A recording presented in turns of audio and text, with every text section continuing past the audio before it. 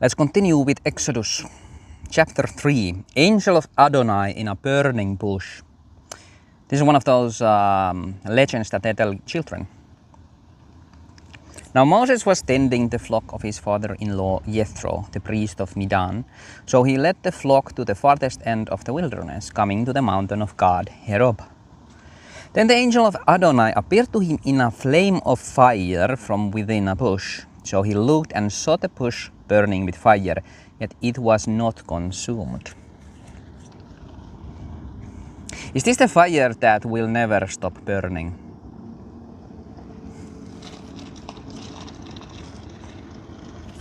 Moses thought, I will go now and see this great sight. Why is the bush not burned?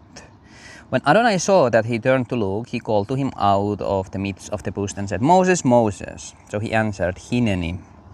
Then he said, Come no closer, take your sandals off your feet, for the place where you are standing is holy ground. Moreover, he said, I am the God of your father, the God of Abraham, Isaac, and Jacob.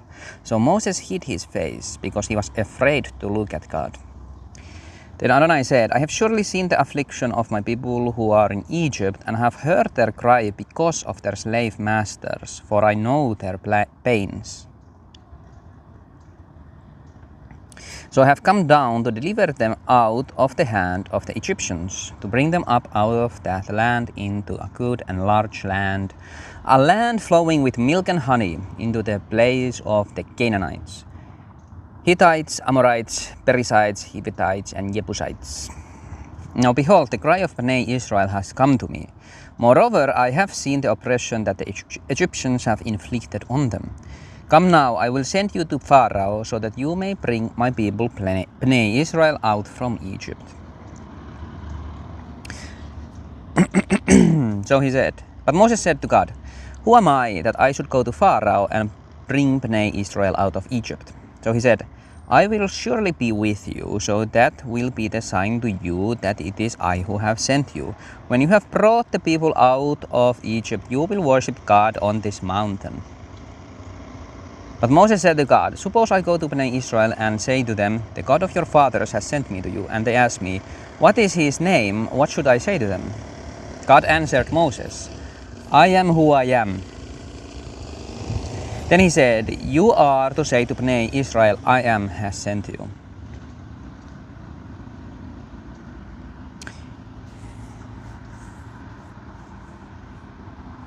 This is why when we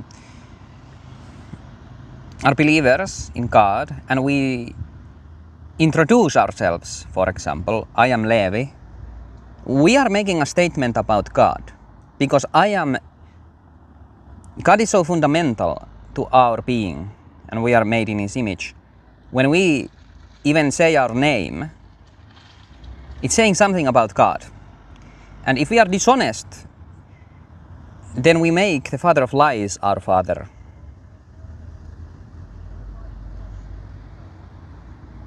That's something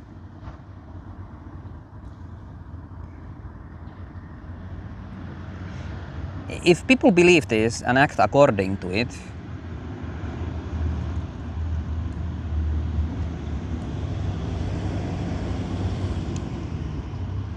it gives a kind of a responsibility, kind of seriousness, a kind of a care that isn't really part of the world today. Like, people don't even understand what names are about. But God is even more fundamental than that. He is like before the name. He is the I am. I am part of you. If God is no part of you, then it's like you weren't. You were never. Because you were a liar, you deluded yourself, it was lies and things like that. There's stuff like this in the Old Testament. Like, if anything like sticks out to you, you should like delve into it. This is just something that like has stood out to me before. That's why I can talk about it. When I say I am Levi, I am making a statement about God. And that's what faith is all about. Like, you are committing to something. God also said to Moses, "You are to say to Bnei Israel, Adonai, the God of your fathers, the God of Abraham, Isaac, and Jacob, has sent me to you. This is my name forever, and the name by which I should be remembered from generation to generation. Go now, gather the elders of Israel together and say to them, Adonai, the God of your fathers, the God of Abraham, Isaac, and Jacob, has appeared to me, saying, I have been paying close attention to you and have seen what is done to you in Egypt. So I promise I will bring you up out of the affliction of Egypt into the land of the Canaanites, Hittites, Amorites, Perizzites, Hivites, and Jebusites, to a land flowing with milk and honey." Whenever I hear that land flowing with milk and honey, I think of The Witcher 3, the blood and wine expansion. You know, it opening up. Like it's like a pretty trailer. It doesn't have anything really to do with this, but it's just it's obviously about something like beautiful, like a place that is beautiful. A land flowing with milk and honey. They will listen to your voice, so you will go, you along with the elders of Israel, to the king of Egypt, and say to him, Adonai, the God of the Hebrews, has met with us. Now please let us take a 3-day journey into the wilderness, so that we may sacrifice to Adonai our God.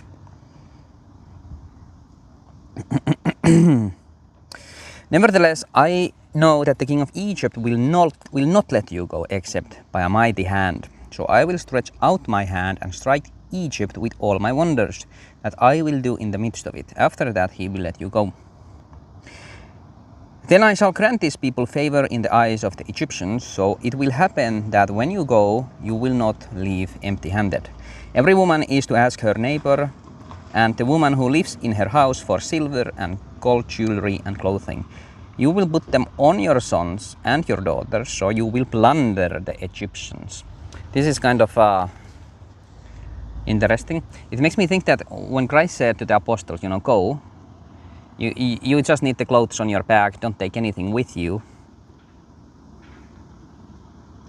Is this where he read it?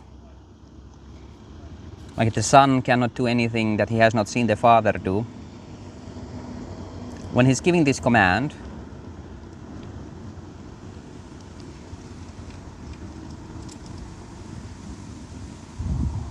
is this where he's looking it up?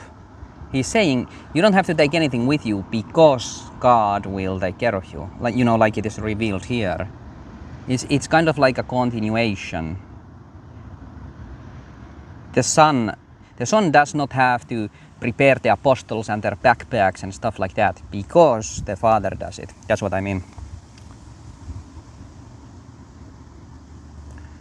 I think that's mostly been my experience. Although I did have a backpack, I have a bicycle and it's full of bags, but the point still stands. In this world, if you have all your belongings with you, then it's like you have pretty much nothing. So it's kind of in the same league.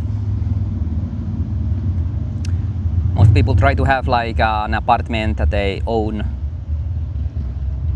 They get a mortgage, whatever it's called, things like that. I don't aim for anything like that, and I've done okay. I haven't been hungry much.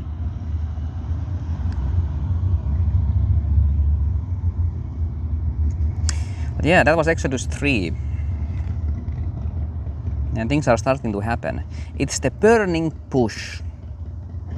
I don't know if the bush part is supposed to represent this dry thing that's really only good for lighting up, catching fire, that type of stuff.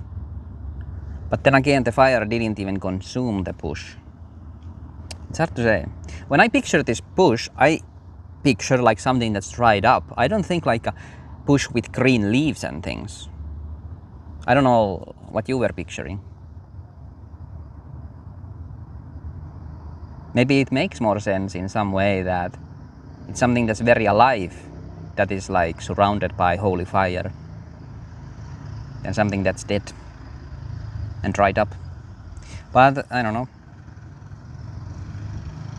know. Everything is possible to God, right? Yeah, that was Exodus 3. We'll continue reading. I don't do any kind of studies into these things. This is just whatever comes from the either comes to my mind or comes from the spirit when I read these things. I do think there's like interesting things and little revelations here and there, new ways of thinking about stuff.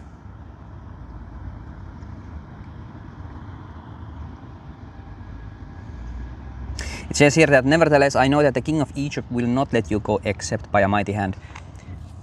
People who, deny God, accuse him, there's this part, I think maybe in the next chapter when the curses start to happen, God says that I will harden his heart.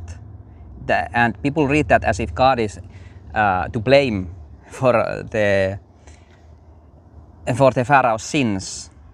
But that's not true. Like it says right here already that he is the kind of person who will not listen. So things will have to be done. And one of the things that will have to be done is hardening his heart. Make him like kind of, it's a punishment really.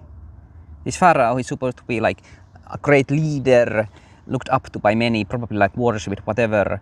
He's gonna have a dead heart. It's his like punishment for disobeying,